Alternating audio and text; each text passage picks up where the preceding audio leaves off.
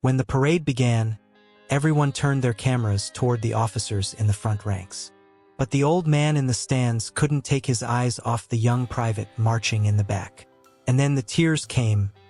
On the National Mall, the heart of Washington, D.C., everything was ready for the annual Veterans Day parade.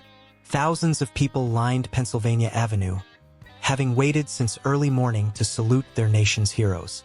The stands were packed, flags waving, and the sounds of military bands echoed through the AIRDI in the top row of the stands. 78-year-old retired Colonel William Harrison sat quietly. His graying hair fluttered in the wind as he gripped his walking cane tightly.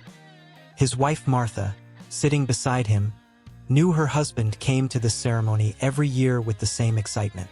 But this year there was something different about William. There was a deep longing in his eyes, as if he were searching for something lost. "You come every year with the same hope," Martha said softly. "I wonder if you'll find him this time?" William didn't answer. He just fixed his eyes on the parade ground and continued waiting. At exactly 10 a.m., the ceremony began. First came the military band, their uniforms gleaming in the sunlight. Behind them came generals, colonels, captains, each with dozens of medals on their chest, discipline and pride in every step. The crowd greeted them with enthusiastic applause, but William's eyes always scanned toward the back. Young privates, lieutenants, sergeants, he was looking for any sign, any clue. In the third section of the parade, newly graduated military academy students appeared. Among them were young men and women aged 18 to 20, their uniforms spotless, their posture straight. Cameras focused on them, families shouted their names. And then William saw him. At the very back, walking slightly behind the others, was an 18-year-old private. He wasn't standing as straight as the others. His head was slightly bowed, as if carrying a burden. His uniform was standard, no special medals. But there was something very familiar to William in his walk, his posture, even the way he held his head. His walking cane fell to the ground. Martha noticed her husband's sudden jolt. "William, what's wrong? Are you okay?" But William was already standing up. His eyes had welled up with tears. His hands were trembling. The other people in the stands turned to look at him, because he was the only one standing. He. William's voice wouldn't come out. Just as the young private was passing directly in front of William, he raised his head. And at that moment his eyes met with the old man in the stands. Time stopped. Surprise appeared on the young private's face, then recognition, then deep sadness. He slowed his steps, almost stopped. William was now sobbing. "James," he whispered. "James, my son." Everyone in the stands was now looking at William. Martha took her husband's arm, trying to calm him. But William wasn't about to be calmed.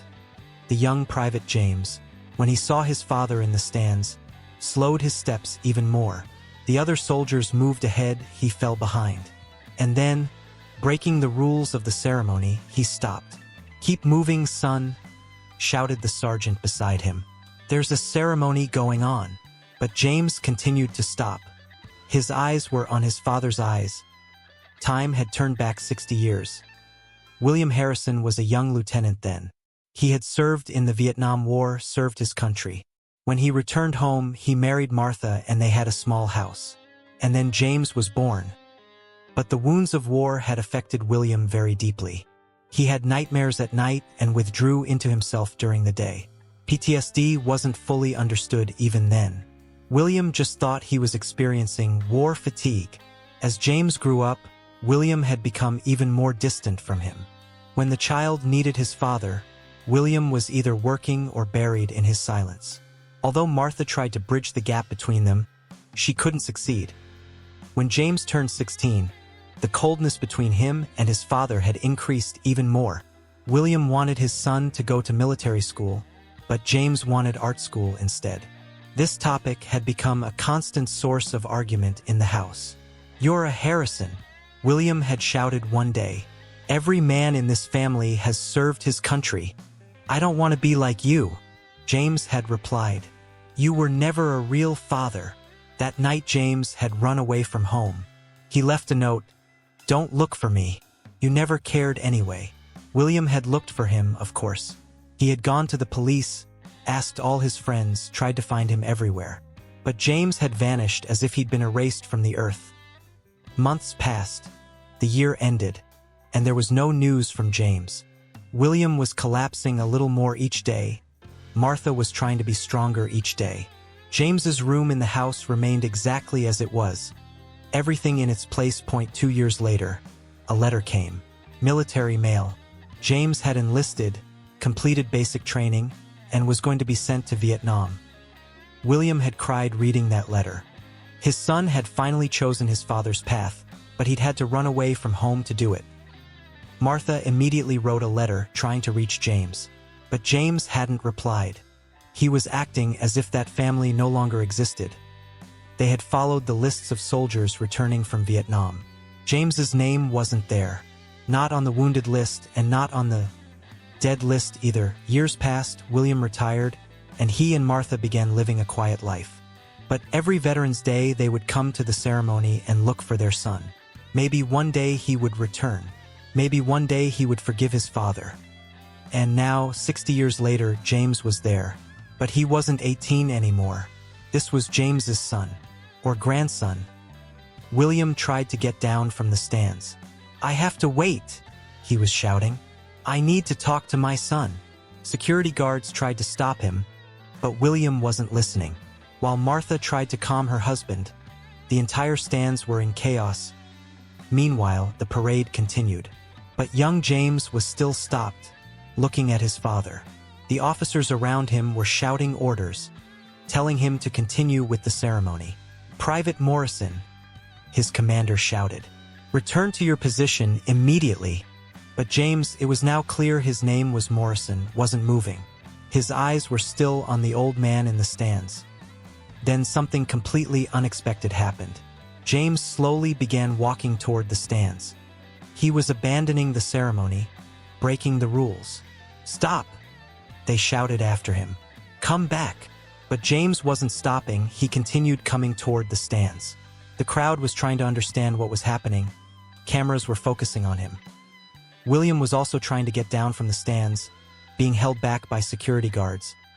Finally, James reached the bottom of the stands. William also broke through the security perimeter. The two men faced each other. "Grandpa," James said in a soft voice, "I finally found you." William looked at him in amazement. "Grandpa, I'm James Morrison. James Harrison Morrison. Your son's grandson." William's knees gave out. Martha ran to his side. "Are you James's son?" William asked in a trembling voice. "Yes," the young man said. "And my father raised me talking about you every day. Where is he? Where's James?" Young James's eyes filled with tears. "He passed away 3 years ago. It was cancer." William's world collapsed. His son was dead and he hadn't even known. "But before he died, he told me everything," young James continued. "How they fought, how he ran away from home, how sorry he was, and how much you looked for him. He could have found us." William cried. "Why didn't he come?" "He was ashamed. He was ashamed of how much pain he had caused you. But he sent me to every Veterans Day ceremony. Maybe one day you'll find your grandfather," he would say. The crowd around them was listening quietly. Cameras were recording this emotional moment. "I have something to give you," young James said. He pulled a small package from his pocket. "My father told me to give this to you." William opened the package. Inside was an old photograph. William, Martha, and little James. A happy family picture. On the back of the photo, in James's handwriting, "Dad, I never forgot you. I always loved you. Forgive me." William pressed the photo to his chest and began sobbing uncontrollably. "My father finished military school," young James said.